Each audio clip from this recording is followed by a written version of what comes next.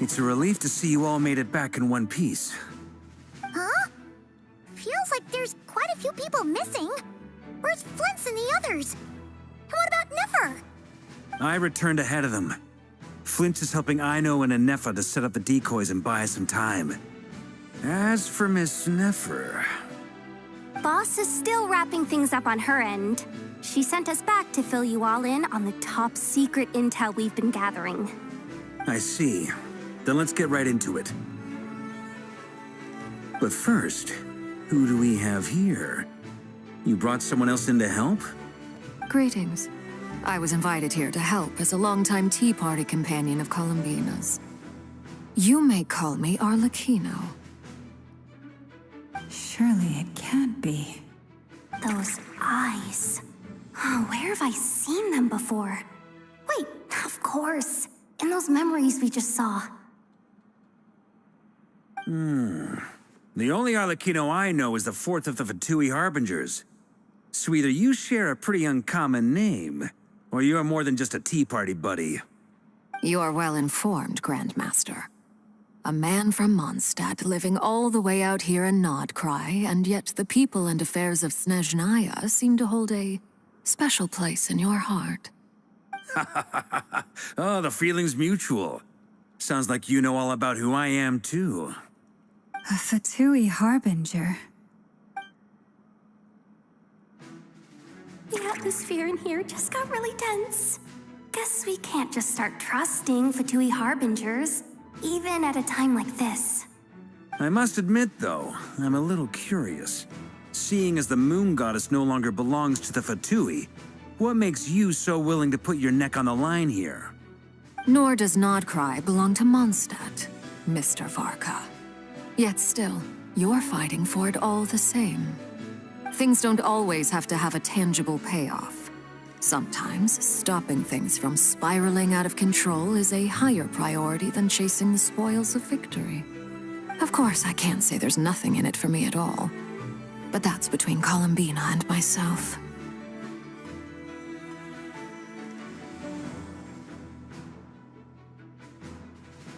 Forgive me. I don't mean to doubt you.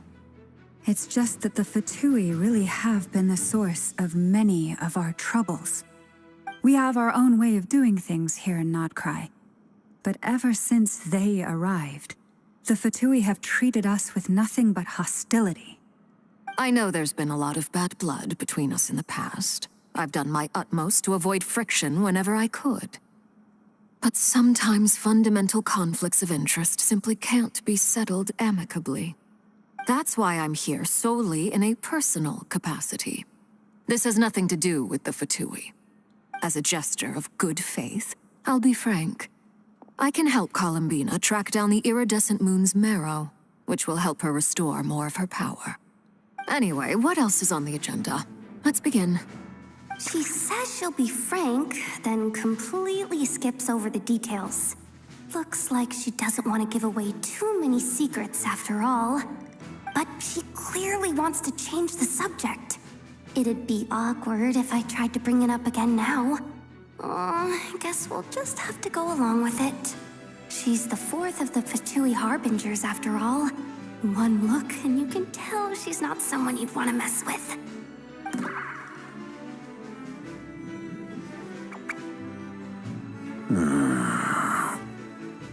Well, since Miss Arlecchino sounds confident in her ability to handle that, we'll proceed to the next topic. Yehoda, time to share that top-secret intel. All right, listen up, everyone.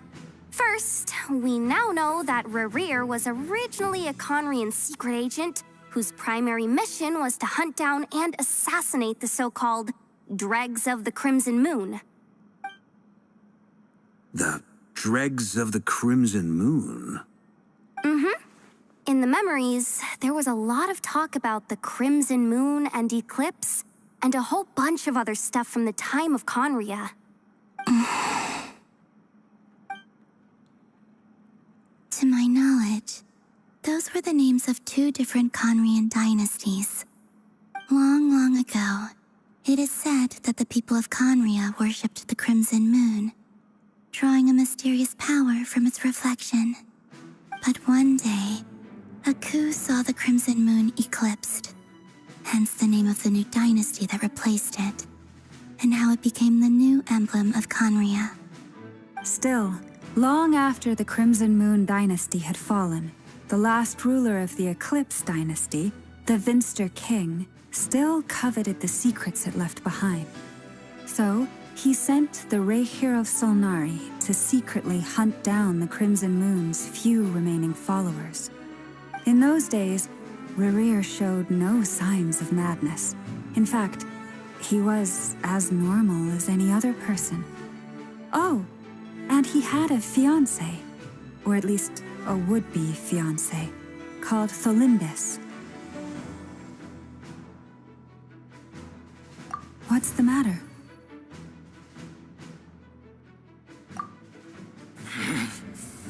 Verfnir, Freindaughter, Flinders.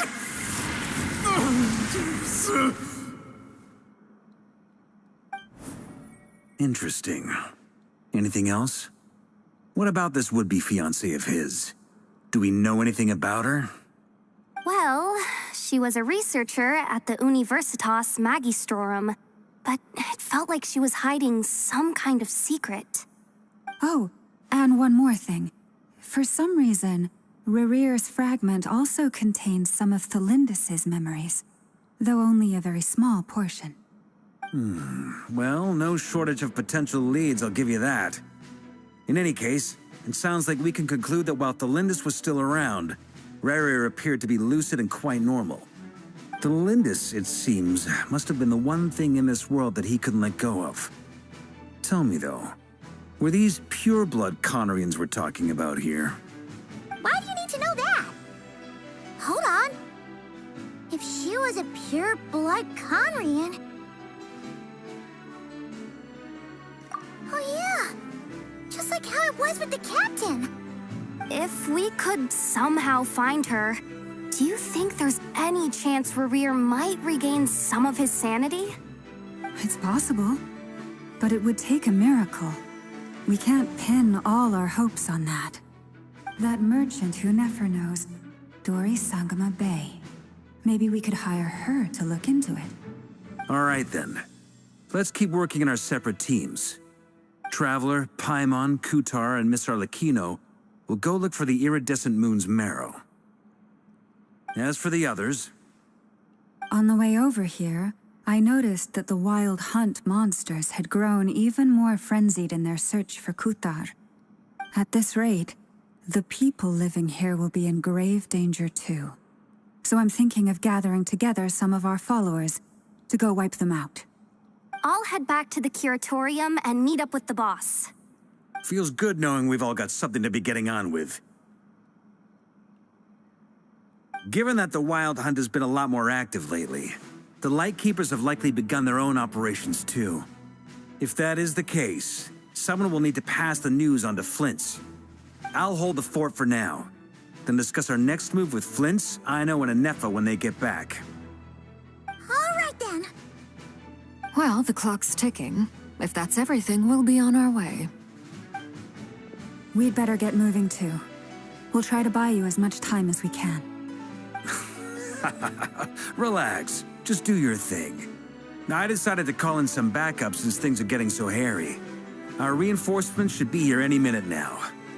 Stay safe, everyone. Dismissed.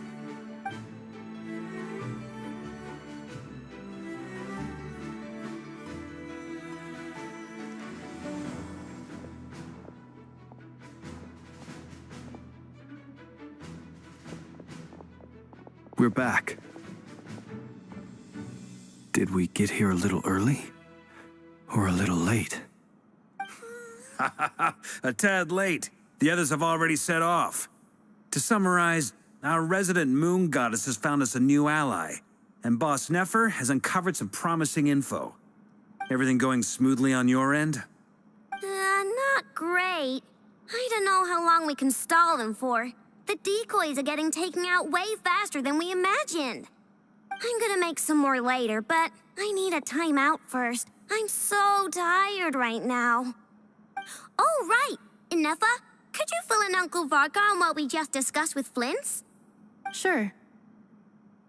Uncle Varka, you previously told us about how when you went to investigate a source of the wild hunt in Amsvartnir, you discovered that it was just a diversion. But according to Flints' intel, several outbreaks of the wild hunt had already occurred in Nodcry in the period leading up to that. That was before Rerir had regained his body, when he was far from regaining his full strength. In other words, in theory at least, he still lacked the means to act in two places at once.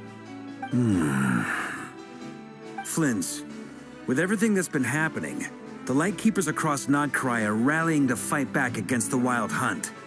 They're gonna need your help. I know, I'm sure you're capable of coming up with something far more effective than decoys. But for now, you should stay here and get some rest.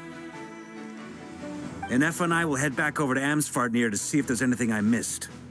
I told you Uncle Varka would say that, didn't I? A deal's a deal. Not a word about my snack intake for the next week. Database updated. Reliability of Aino's predictions increased. What does that mean?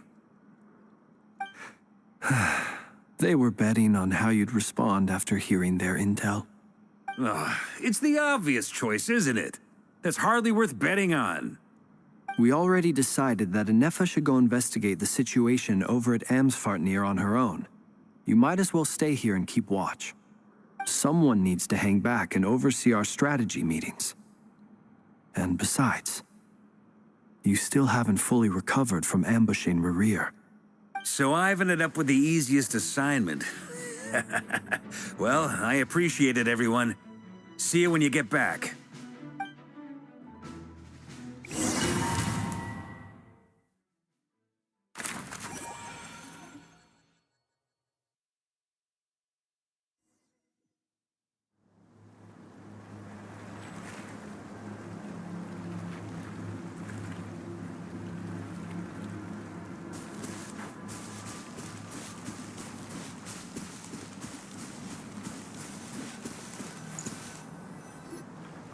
Here, this will serve as a good spot to cross over. Arlecchino, hold up a second. Since you brought us all this way, would you mind telling us what you've got planned? We still haven't got the slightest idea what's going on here. And if even Columbina doesn't know where the iridescent moon's marrow is, how do you? Simple. Because I am an inheritor of the royal bloodline of the Crimson Moon, and one of the last surviving embers of the Two Worlds' flames. Huh? Are you serious? Isn't you're a descendant of that Crimson Moon dynasty we were just talking about? The one from ancient Conria? Your surprise is understandable. I was also taken aback when I first learned of it. But the more I thought about it, the more I realized the signs had been there all along. When I was young, I discovered I could wield a very special kind of fire. It coursed like blood through my veins and smoldered away inside my nerves.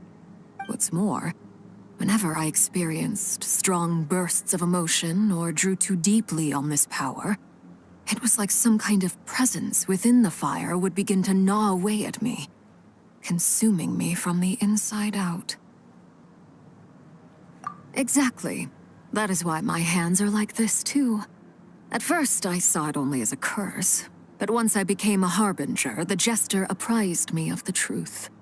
Together with my own investigations over the past few years, there are several things that I have gradually come to understand. For instance, take the so-called Crimson Moon. In truth, it is nothing more than the shattered remnants of the iridescent moon, fused with the abyss to prolong its lifespan. Since this blood flame was bestowed upon me by the Crimson Moon, it is a fusion of the iridescent moon's former power and the corruption of the abyss. You all understand the nature of the abyss well enough. I draw upon its power, and in return, it hungers for my soul. This strange blackness is the mark of corruption it has left behind. If I recall correctly, you once told me that if the corruption ever made it to your heart, you'd become a completely different person. Yes, and that's the reason I'm always careful not to push my power too far. It's essentially a never-ending tug of war. Oh, sounds intense. Anyway, the rest of my story can wait. Is there anything else about the Crimson Moon or the iridescent moon that you're unclear about? Paimon has a question. So, the crimson moon that the Karians used to worship was actually the iridescent moon, right? Which was one of the three moon sisters. Does that mean that the Karians were to the crimson moon as the frost moon scions are to the frost moon? So much of that history has been lost. We have no way of knowing exactly what they were like. But I would suspect that the Conrians weren't as devout in their moon worship as it might appear. The iridescent moon's remains simply served as their link to the abyss. Later on, perhaps someone discovered a way to make direct contact with the abyss. Or maybe there was some kind of ideological divide. Either way, a dissenting faction staged a coup and drove out the royal heirs of the Crimson Moon dynasty. Still, even with the dark sun looming high overhead, the Crimson Moon's glow never truly faded. If you want living proof, it's standing right before you. The first time we met, I sensed something familiar in your presence. When I looked at you, I felt I could see that mysterious red moon in the corner of my eye. In your flames, I saw its broken image, surrounded by a strange black aura. Well, I appreciate that you kept it to yourself. Much about the Crimson Moon is still a mystery, and I'd prefer not to end up as the object of an insane research project. Anyway, time is against us here, so if there's any other questions, they'll have to wait. I just want to make sure I've got one thing straight. In her letter, Sandrone mentioned that since you are unable to contain the iridescent moon's marrow yourself, you intend to leave it in my custody, correct? That's right. For now, it's the only way I can pay you back for your help.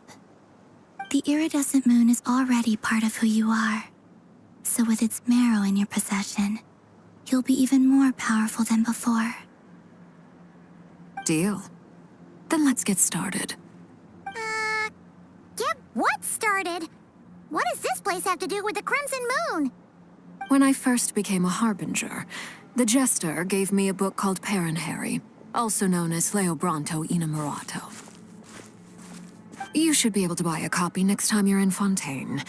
It's a love story set in the Crimson Moon era, but setting aside the tangled romances of its characters, it also records a few interesting details.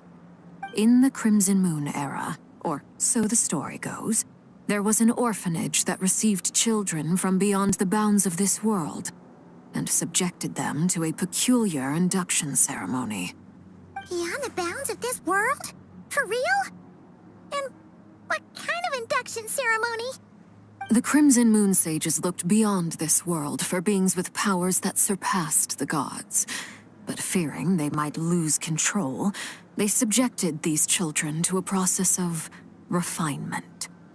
They made these children crawl up a fireplace and kept asking them, "Have you died? Did you see it?" Until they finally admitted to having died and seen a crimson moon. The adults embraced the children who passed the ritual, telling them, "Within the fireplace, you have traversed the flames between two worlds. Here and now, you are born anew." The book leaves much unsaid, but I suspect that this was their way of branding the children they had enrolled, leaving an indelible mark upon them so that they would forever live in the Crimson Moon's light. That explains why I can't sense the Crimson Moon's marrow in this world. It makes sense that it would be sealed in a special space that can only be accessed temporarily through some kind of ritual. But there's no fireplace here. Do you see a chimney anywhere? Oh, are we supposed to build it ourselves? Okay, fine. Paimon will go find some bricks. That won't be necessary. The fireplace is purely symbolic. The key to the ritual is crossing the flames between two worlds. In other words, the flames that burn within me. Those burned away by such flames leave behind a kind of ghostly afterimage in the world. In the days of Conria, people believed they could be used to bridge the gap between the two worlds of life and death. In short, I can open a passage to that space for you. That's the easy part. The catch is I'll need to stay on this side to keep the passage open, so I won't be able to come with you. Once you're inside, you'll have to find your own way.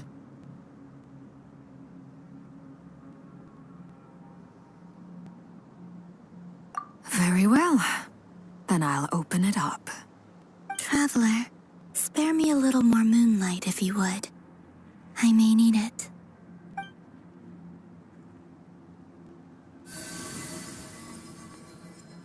Thank you.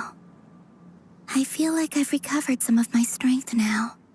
It should be enough to move us across short distances and confront whatever dangers might await.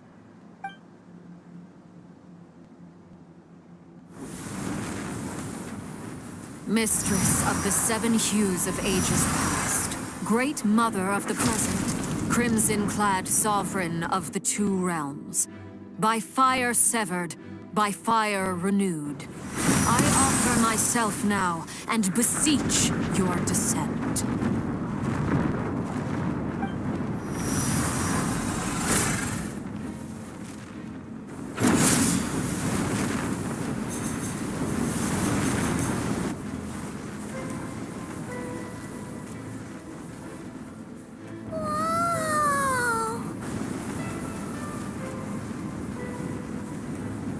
One word of advice.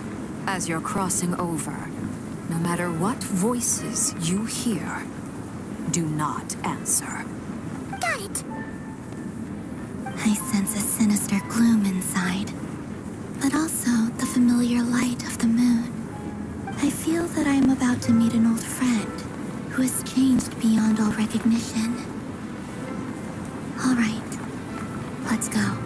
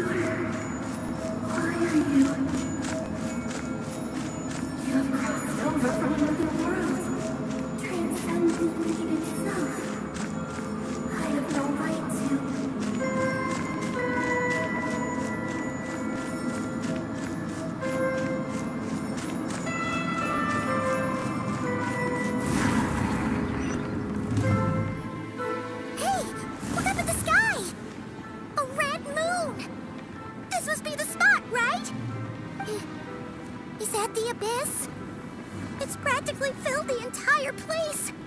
What now? What a tragic sight. Fragments of your broken body, seized by the abyss and hung up aloft like mummified remains.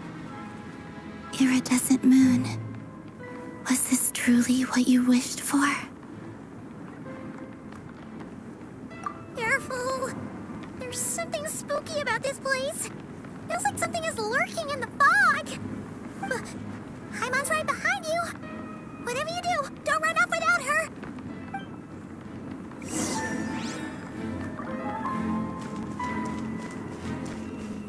By the way, Columbina, didn't you tell us that the iridescent moon had shattered into pieces? The moon up there looks pretty whole to Paimon.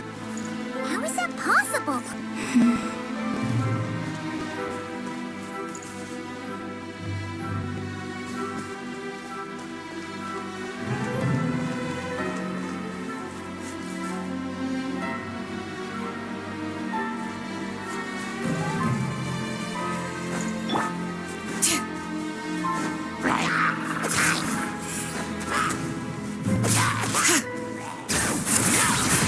Hear the echoes of the valley! I'm going in! Wrath from the sky!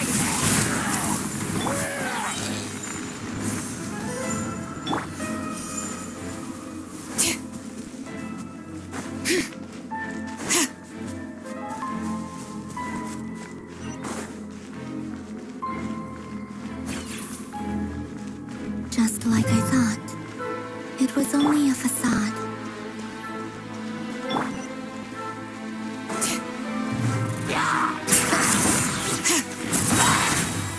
Let the mountain's veins boil! Let's light it up! Teamwork is strength! Suffer the wrath of Eastly! Light it up!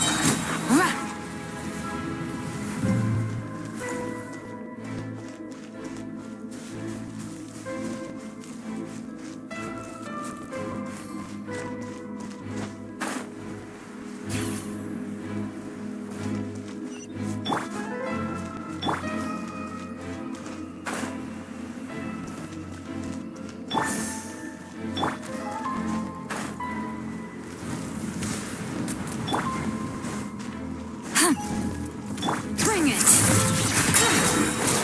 Let engraved names echo! Everybody stand back, get to work! East Laline, East Papa, get him! Light up the blazing sun!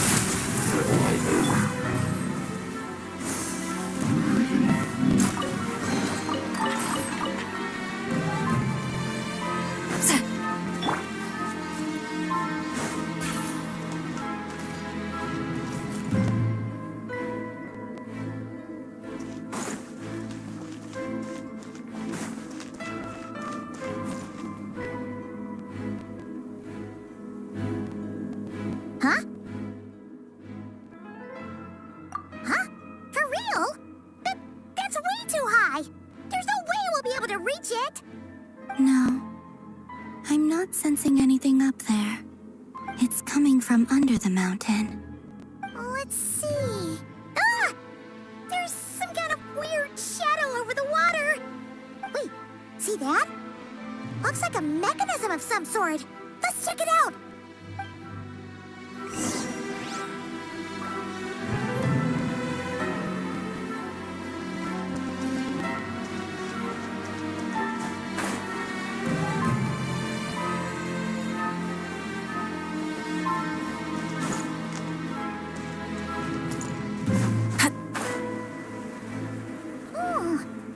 Looks like a device from the time of Kalia. Maybe people once came here to study the Crimson Moon's domain, and they left this behind. Oh, if we can activate it, we might find some clues.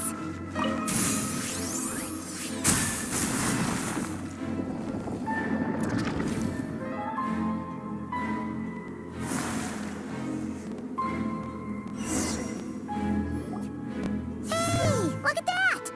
Now that the mechanism's running, the shadow in the water looks different. think these mechanisms might be the key to unlocking the secret? Let's try to find more of them! Thalindis, we'll leave the rest of the research in your hands. We'll be heading back now. I hope this isn't ruining date night. Ugh. Mind your own business. Just leave me some snacks on the table. Thalindis? Is it Rear's girlfriend? How come we're hearing her voice here?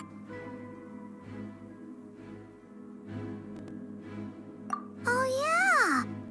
So, do you think she was studying this strange space all along? The Abyss has made this space extremely unstable. Maybe that's why some of the things she said and did were preserved here. Like echoes. Or after images. Whenever I see this view, it takes me back to a poem from my childhood.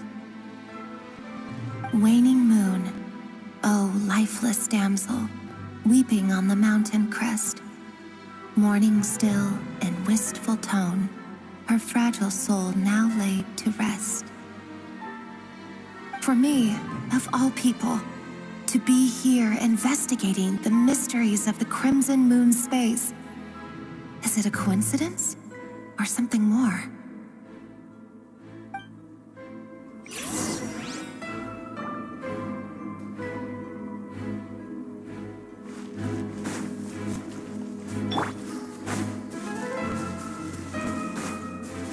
Yeah!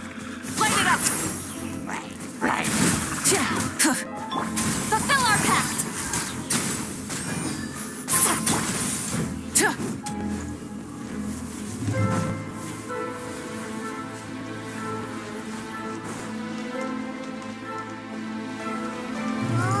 Looks like the Abyss has messed up this mechanism.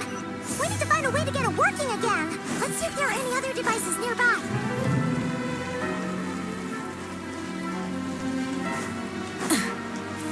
Burn it down! Show no mercy!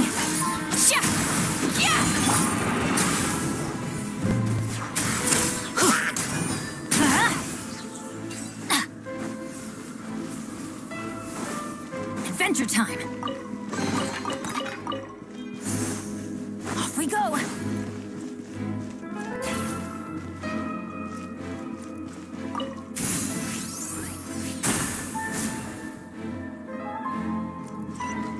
Off we go!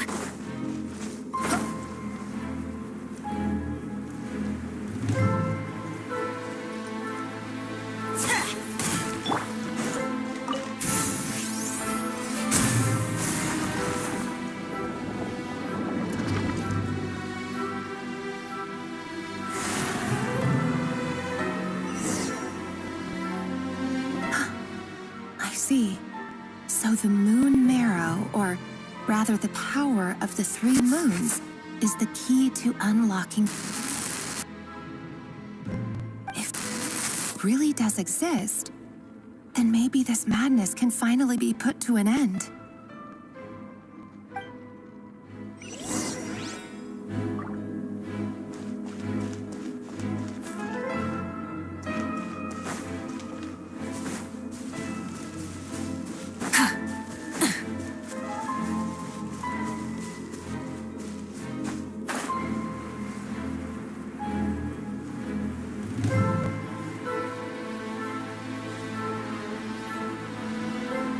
Take cover behind the rocks!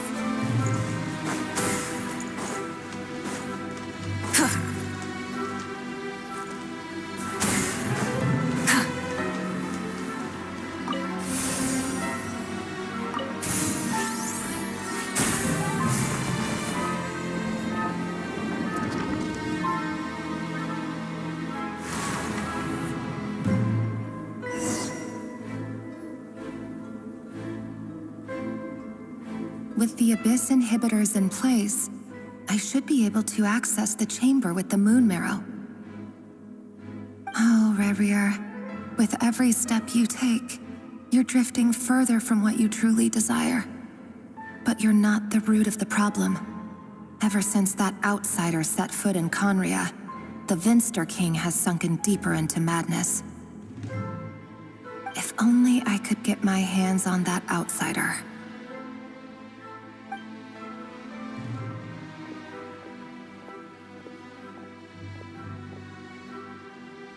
Hey, look! The moon's reflection is back to normal! Lindis's voice mentioned a chamber with the moon marrow. Do you think maybe it's hidden in the moon's reflection? It must be, for within it, I sense the fragile aura of a dying soul. Then there's no time to lose! Let's go!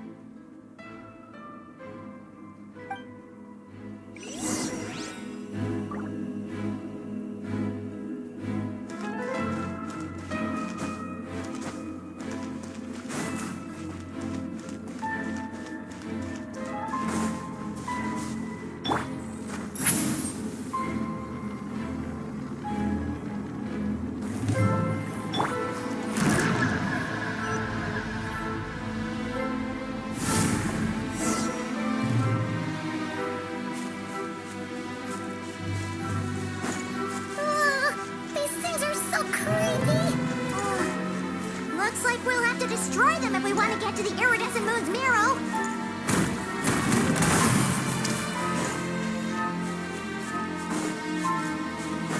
Light it up!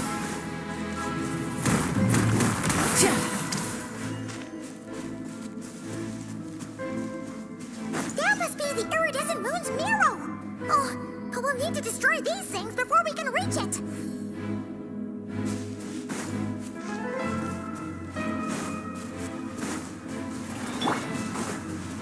Adventure time!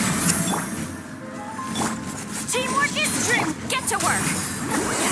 Suffer the wrath of E-Fleet! Wrath from the skies!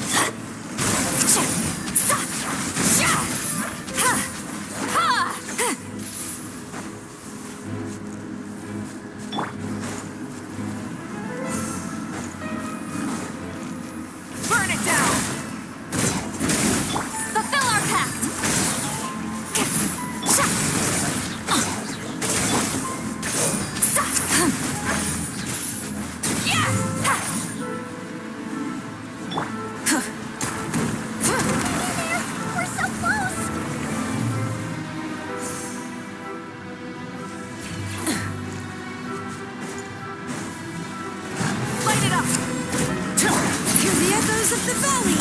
Bring it! Everybody stand back! Get to work! Eat Laline! Eat Papa! Get him! Pyroclastic surge!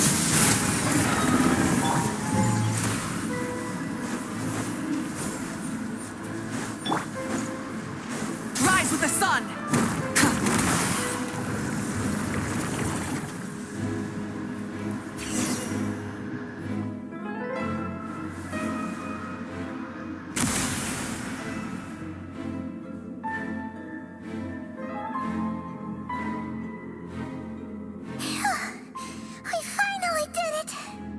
The iridescent moon's marrow, still burning away like an undying flame, yet now contaminated by the abyss.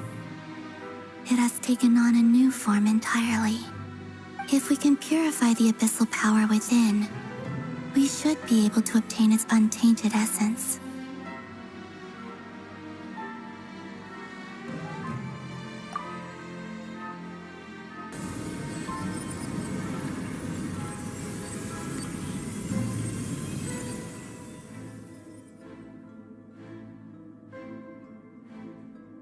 It's so cold.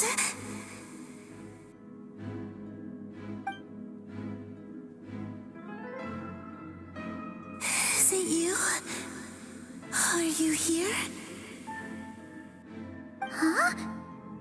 Are you talking to us? see you once more. Our fates have crossed, and I am finally free. I'm sorry, I lied to you. Even knowing what was to come, I still couldn't let go of the fear in my heart as death drew near. The moment the moon shattered, my body began to split apart piece by piece. Like I was being cut into pieces by 1,000 blunt blades. My thoughts scattered as the cold crept in, but I could not bear to fade away like that. Tell me, what was it that brought you to us all that time ago? If only I had possessed your courage, then I might have been spared this torment more painful than death. You look so puzzled. That's how I felt too when I first saw you. But trust me when I say that everything happens for a reason. Farewell, Hypo.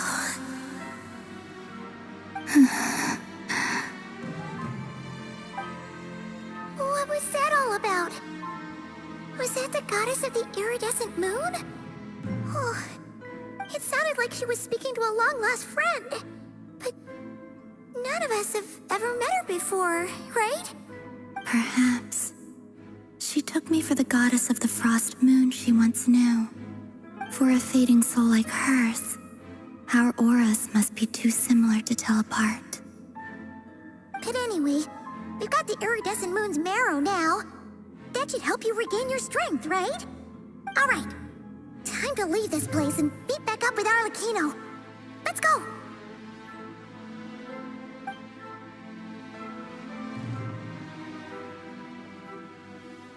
That's odd.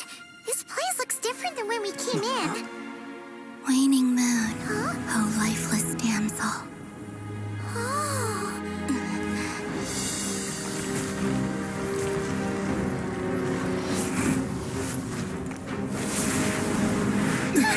Hurry! The place is collapsing!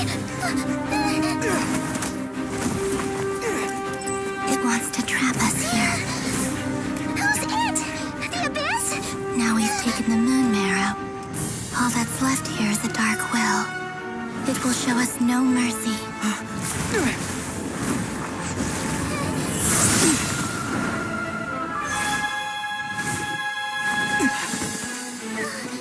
Give it back!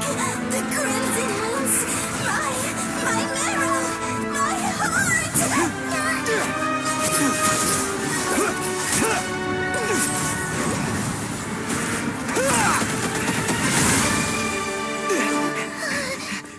Finally! Huh? Oh no! The exit's blocked! They're back! Now what do we do? This is where you fall. Witness my rise. Hey, it's... What are you waiting for?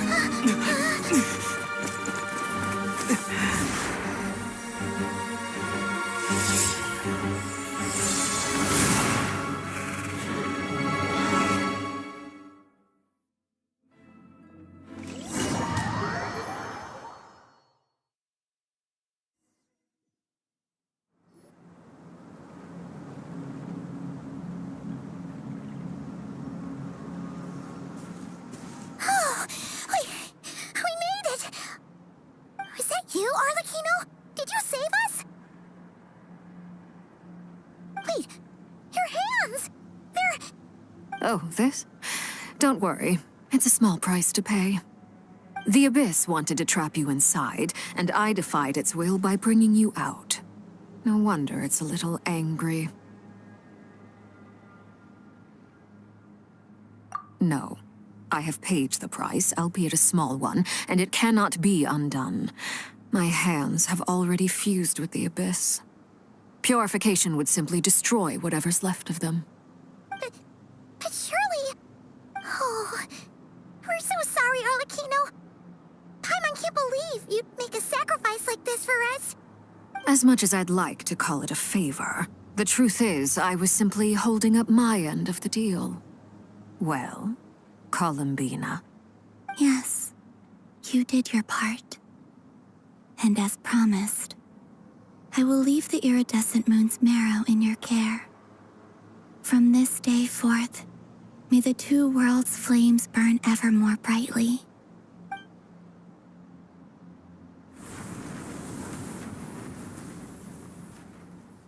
I'll take that as a blessing. Now, Columbina, give me your hand. Accept this moonlight I offer in return.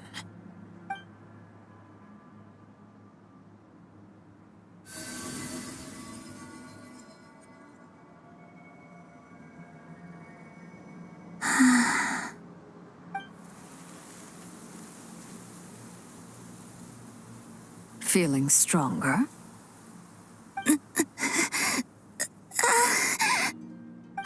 Hey, Columbina, are you okay?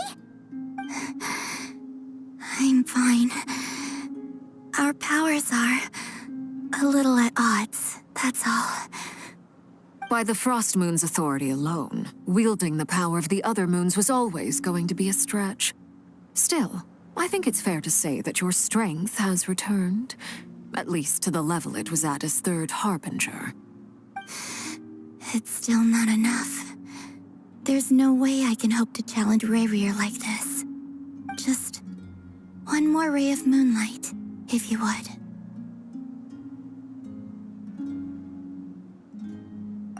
It's okay. I can take it.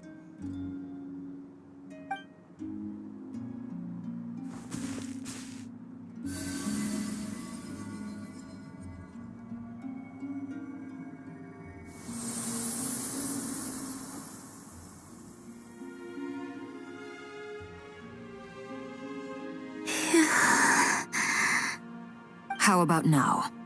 Fighting fit? At the very least, I won't have to stay hidden like before.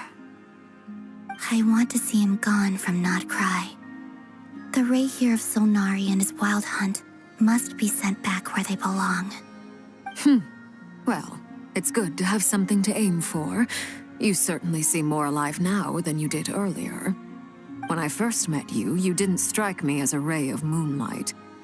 More like a wisp of fog drifting in from who knows where, ready to scatter at the first sign of a breeze. But now, you're full of vitality, just like the Frost Moon, once the brightest of them all. May you keep shining, Columbina. This is who you are. Thank you. Look after yourself too, Arlecchino. I know you have plans of your own, and that's why you're always seeking to grow stronger. But whatever you're after, don't let the Abyss take a hold of you. I do not wish to see you go down the same path as Rayrier. I appreciate the concern, Columbina. Although perhaps it's time you took a new name. A new name?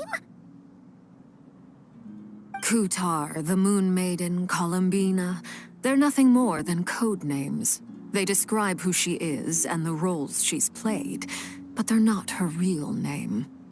We often use code names in the House of the Hearth, too.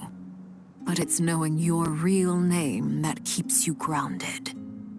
Up till now, you've been living a wandering life, so you've probably never really cared. All I'll say is this. Once you've defeated Rayrier, give it some thought. All right, that's it from me. I'll get you back safely first, then go meet up with Sandrone. You're the best!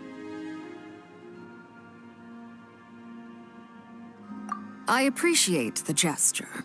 It speaks to your good character. Anyway, let's get going. There are more urgent things to do right now than trade compliments.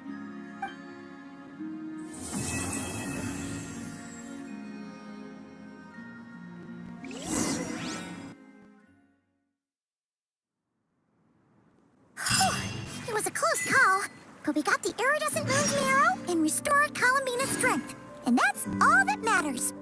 In other words, Mission accomplished. Paimon wonders how everyone else is doing.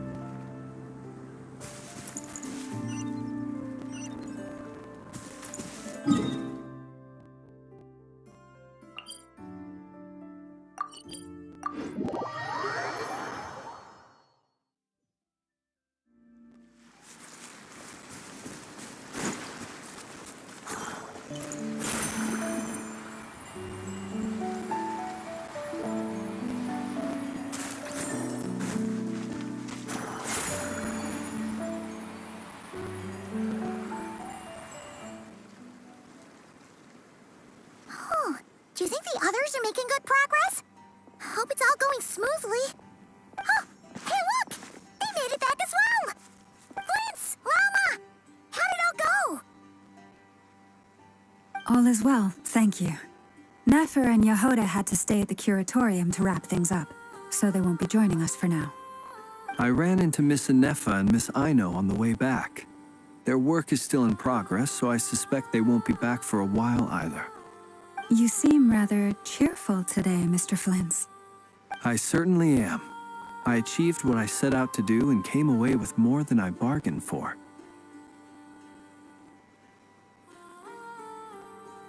Fighting alone can get quite tedious, but I had the good fortune to run into a pair of brave young warriors. We meet again. How have you been? Albedo! What are you doing here? Thankfully, tracking you down turned out to be a lot simpler than we envisaged. These two courageously lent me a hand while I was fighting the wild hunt. When they told me they were Servarka's colleagues, it all made sense. And given how people of outstanding talent tend to cross paths, it's no wonder you're already acquainted. So, who's your travel buddy, Albedo? Why don't you come and introduce yourself?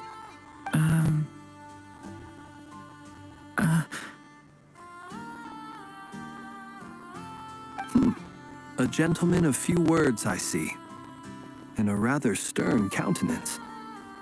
I presumed you were acquainted with him. Is that not the case? It's nice to meet you. Again. We've technically met before. Wait a sec! You're Minnie Durin! That's right. It's me. I'm glad to see you again. By the way, he says it's okay if you drop the mini. Yeah, I'm not as mini as I used to be. Interesting, isn't it? The first step towards blending into human society appears to be reflecting on whether one's name really reflects who they are. Wow! You look so different! In a good way, of course. It's great to see you looking so healthy. Thank you, Paimon. And although you're as mini as ever, I understand that diminutives don't always convey endearment. I'll be sure to simply call you Paimon as a sign of my great respect for you. Wow! You're such a smooth talker now. Paimon could get used to this. From now on, you may refer to her as your esteemed guide, Paimon. Personally, I think our little Paimon is the perfect size. When people call her Little Paimon, it's just because she's so adorable that they can't help themselves. If that's not a sign of endearment, what is? You're absolutely right, Miss Llama. My brother still has a long road ahead of him when it comes to understanding human relationships. Anyway, speaking of long journeys, didn't Columbina, leave with you? How come she isn't back yet? She's been catching up with old friends. Wouldn't be surprised if she stopped for a cup of tea or 10 on the way back. Uh-oh. People are talking about me. Hope it's nothing negative.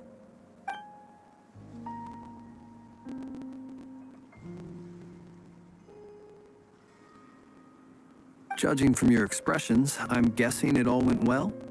It's getting crowded here. I'll go grab some chairs. No need. This is a job for an alchemist. I'll whip some up momentarily. Thank you for your hospitality, ladies and gentlemen, but I was merely escorting my friends back. I'll be meeting Sandrone shortly, as we still have some things to discuss. It's been a pleasure, everyone. But this is where I'll say goodbye. We really appreciate your help. Oh, come on. Spare the formalities. I'm just glad I could help out some true friends. I understand. Well, bye for now, Harlequino.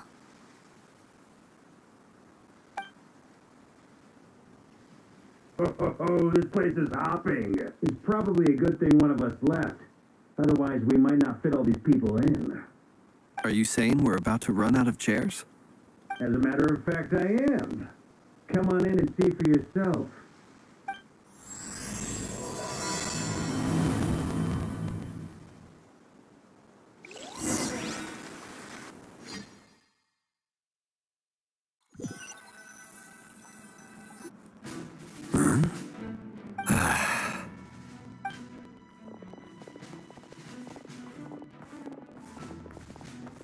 I overheard your little chit-chat outside, by the way. With Miss Columbina's colleague gone, we should be back to the original crew plus the other colleagues I brought in. Though, it looks like we have another new face. Someone else managed to rope in a colleague, too?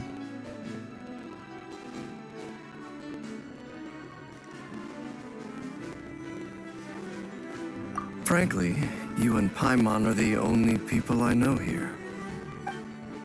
This here is Deansliff, colleague of Tibet's greatest guide, Paimon, and greatest adventurer, the Traveler. Well, not exactly colleagues, more sort of friends. When someone else jumps in to do the announcing, you know you're speaking to someone important. Let's hear what he has to say. Note to self. Once Paimon knows your name, the rest of the world will soon follow. When he comes looking for us, it's usually something important. Paimon's guessing you've heard about the Wild Hunt, then. From the looks of it, you're about to hold a meeting.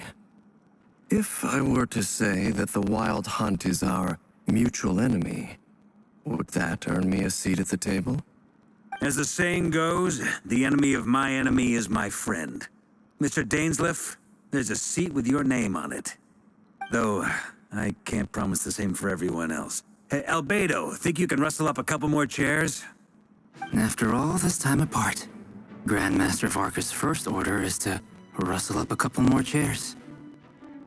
I've missed this. Is he being sarcastic? Hey, he's your brother. Why are you asking us? I've still got a lot to learn about the nuances of human conversation. Trying to decipher Albedo's way of speaking has been like jumping in at the deep end. Oh, good point. Paimon gets you now. Don't sweat it. There are people who go their whole lives without getting the hang of it. You're ahead of the game already.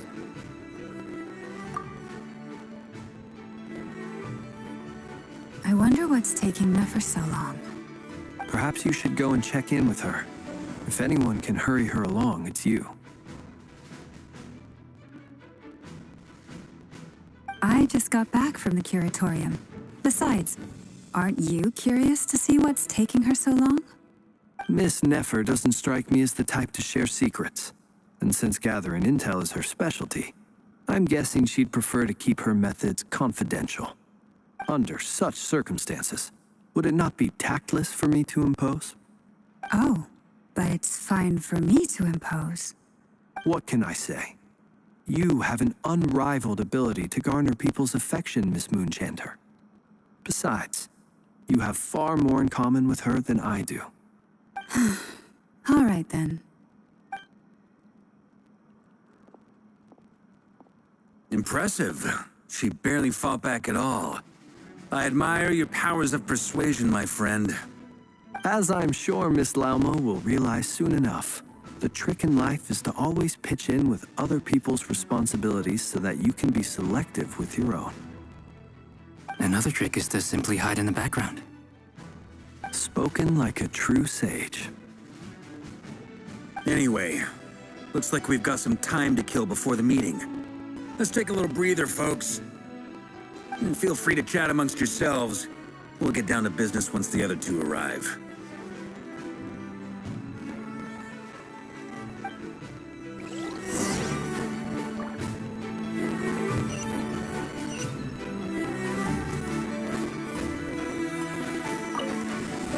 You're both awfully quiet. Why don't I start us off with an icebreaker? Much obliged. Have either of you ever had your portrait painted? If not, I'd be glad to help. That sounds like a lovely idea. You know how to paint, then? I dabble occasionally. He's an excellent painter. Tables, chairs, people, dragons, you name it. He'll paint it for you. I'm flattered. If I ever get the chance, I'd like to give it a try myself. I'll bear that in mind. Anyway, how about you, Durin? What sort of portrait would you prefer? Oh, I'd be fine with anything. Whatever style feels best to you. Very well. Then I'll play it by ear. You can replicate any style I want? I can try. If you show me a sample, I'll do my best to match it. Thank you. In that case, I'll dig up some reference material for you.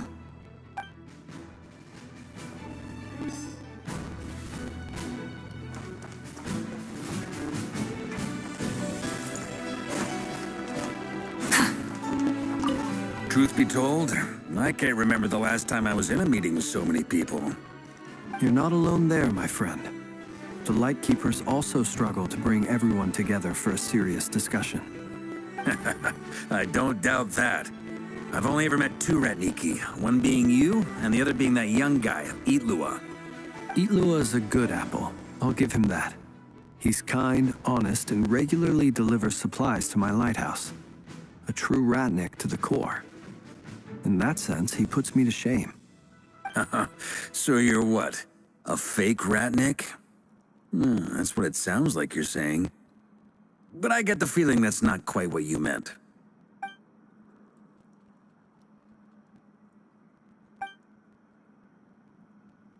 Come on, why the awkward silence? Sorry. I'm not even gonna bother trying to hide it. You've known all along, haven't you, my friend?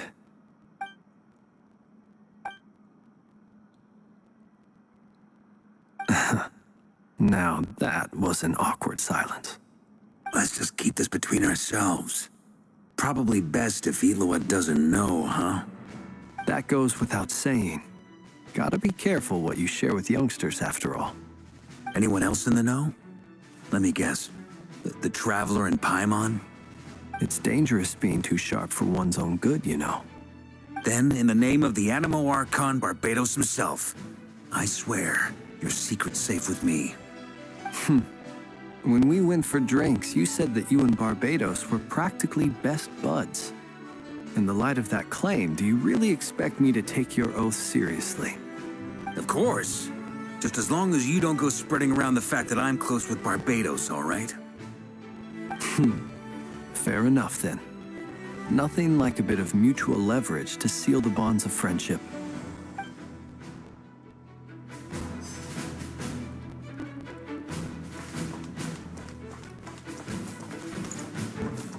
Is there something you'd like to say to me? Yeah! For starters, why'd you just show up here without even giving us a heads up?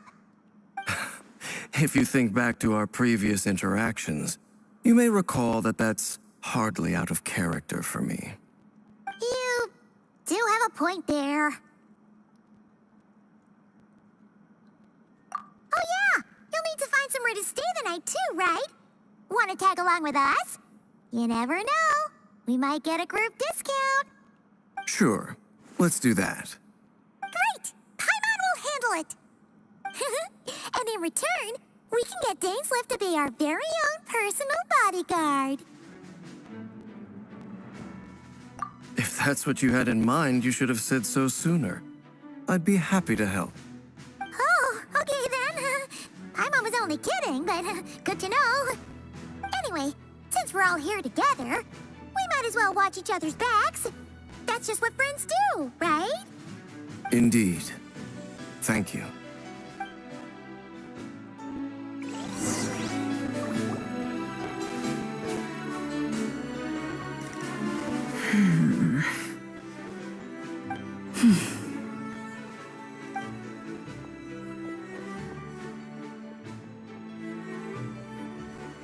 Ah, Miss Nefer. You made it after all. But what about Yehoda? I'm here to give you an update on how things are going on our end. Once this is over, I'll be heading straight back to continue my work. I left Yehoda back at the curatorium to watch over things while I'm gone.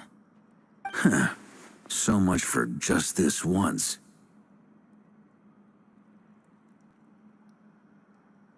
Shh! Not so loud! We're on a roll here. What if she remembers and suddenly decides to back out?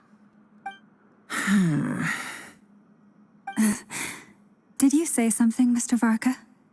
Huh? I didn't say anything. Right, Flint's? Must have been a frog. They get so noisy around here at nighttime. It's like they're putting on a concert in the background.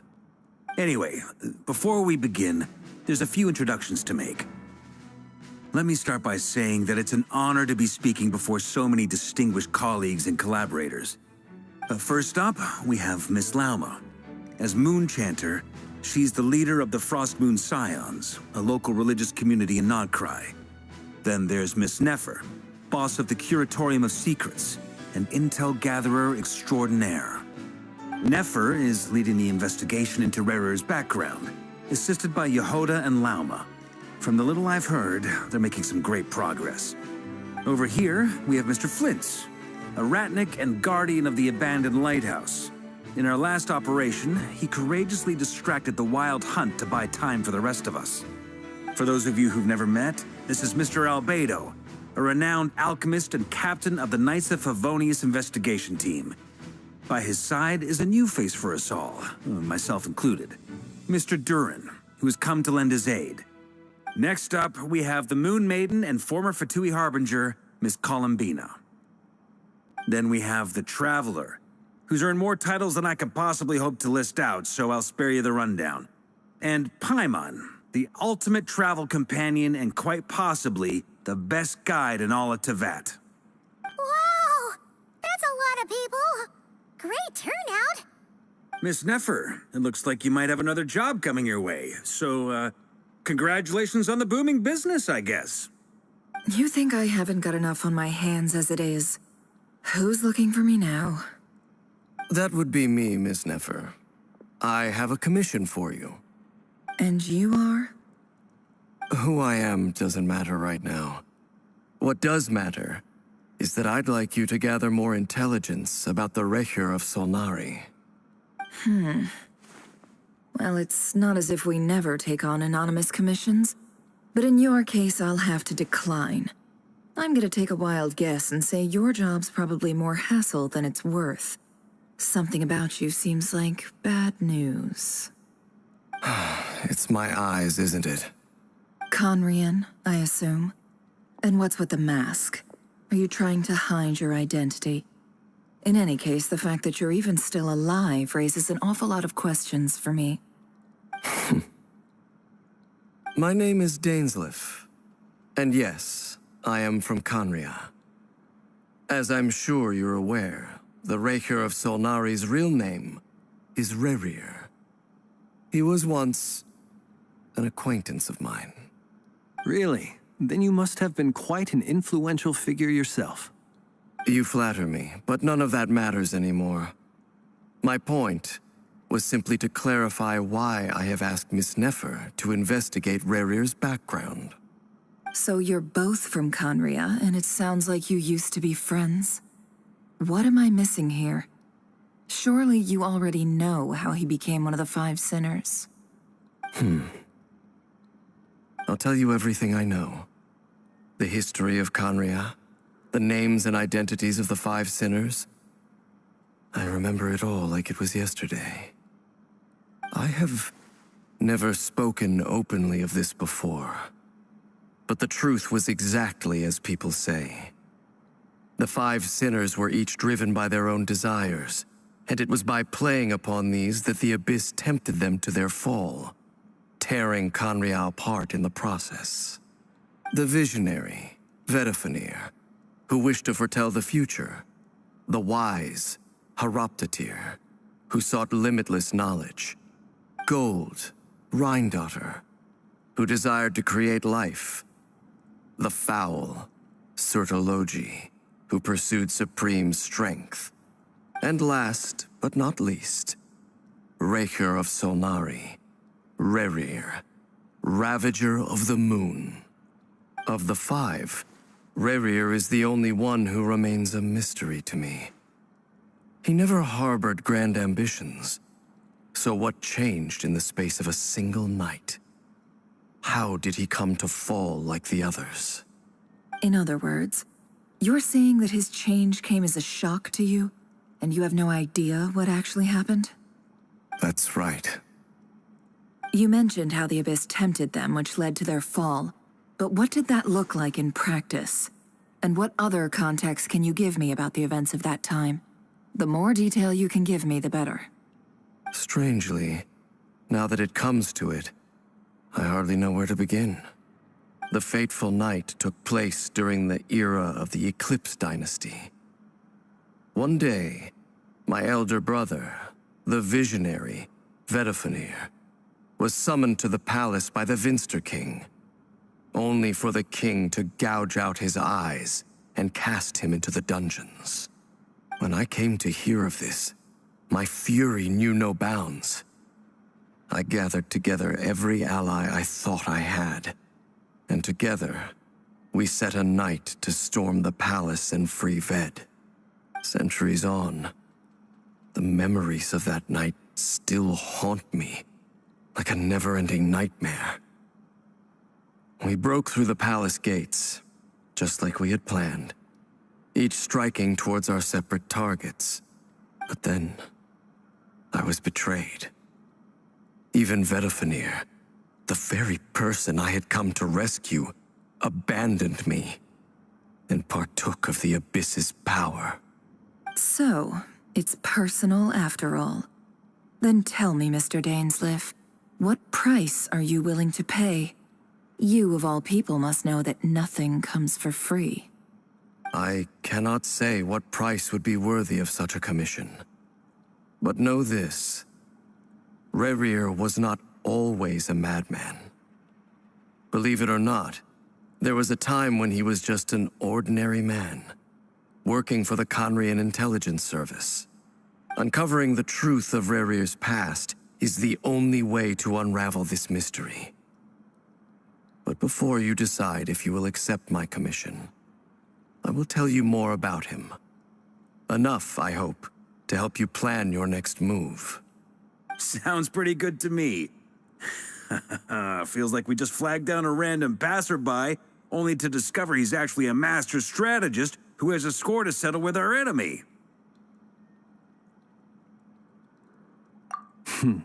Can I borrow your halo? It could be useful in the lighthouse. Hey, enough with the wisecracks! Besides, isn't that lamp of yours bright enough already? Relax. It was meant to be a compliment. If that was a little over the top for your liking, I'll make sure to tone it down next time. I'll give your proposal some serious thought, Mr. Dainsleif. Let's speak in private once the meeting is over. Before that, there's a few things I'd like to share.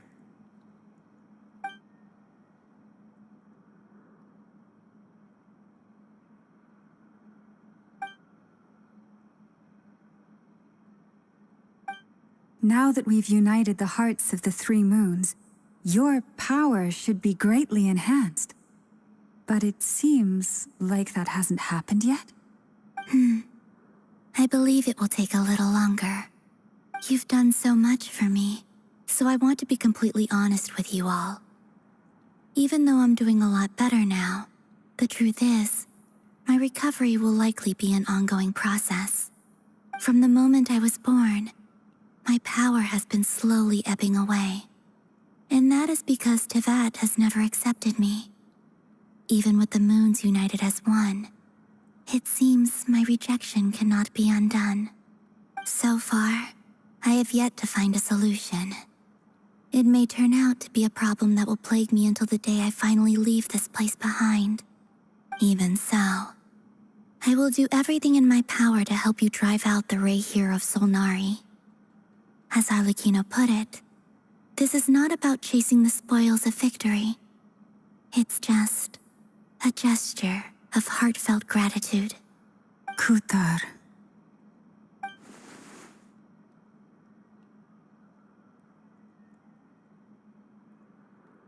Defeating the Rayhir of Solnari will be no easy task. While my strength slowly recovers, we'll also need to gather more intel. Naturally. We should take all the help we can get if we hope to defeat him. We've considered several viable plans now, but our choice hinges on the answers to a few key questions. Is it even possible to kill Rayhir? What experiences shaped the person or monster he became? And what's he really after? Given Albedo's expertise in alchemy, I think we should leave him to try and answer the first of these questions. Understood. As for the other two, I'm afraid we'll have to count on you again, Miss Nefer. Believe me when I say it's not my wish to burden you. But right now, relying on your skills is our only option. So you're placing all your hopes on me, huh? We can't thank you enough for agreeing to help us. Honestly, I can hardly believe how lucky we are. You sure have a talent for changing your tune, Miss Moonchanter. Timid like Yehoda one moment, then flinches insincere flattery the next. Ladies, please. I must object to your portrayal of me. That's all. Feel free to keep bickering. Just pretend I'm not here. I almost don't want to leave this room. I'm curious to see how this plays out. I have faith in you, Miss Nefer. Something tells me you'll stand by us until the very end. Oh? And what makes you so sure of that? What if I suddenly decide that my compensation is insufficient? This isn't about the money. I can sense that you've got a deep-seated distaste for Rayhir. And knowing you, that alone is motive enough. Look at them getting along so well. Like two peas in a pod. And I'm the one they accuse of insincere flattery. There is no justice. Miss Lauma, you have to understand something. Unlike you, I don't actually enjoy having everyone's hopes on my shoulders. Is that right? Well, maybe the fact that I'm willing to put my hopes in other people says more about me than you. But the fact is, I also trust you. And that's because I know that you're someone we can count on. Anyway, we've got our plan, so let's get moving. Mr. Dainsleif, let's talk. And Traveler, once we're finished, if you've nothing else planned, I'd like you to come with me. This whole experience is teaching me a lot. For instance, I now know that when other issues come up in the future, I'll have far more luck getting Lauma to convince Miss Nefer than trying to do it myself. Hate to say it, friend, but that's one of the funniest things I've heard in a while. Why? You think I've got it wrong? Quite the opposite. But what makes it so hilarious is how long it's taken you to realize.